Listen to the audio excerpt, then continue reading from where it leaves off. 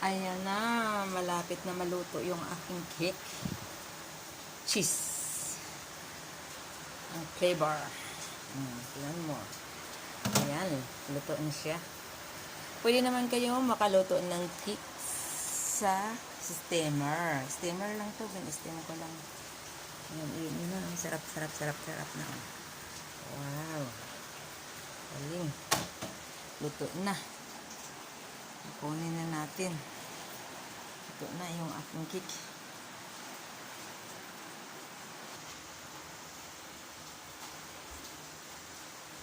Ito na ang aking cake. Ayan.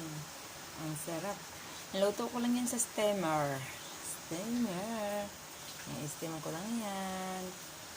So, sino gustong kumain? Tara. Let's eat.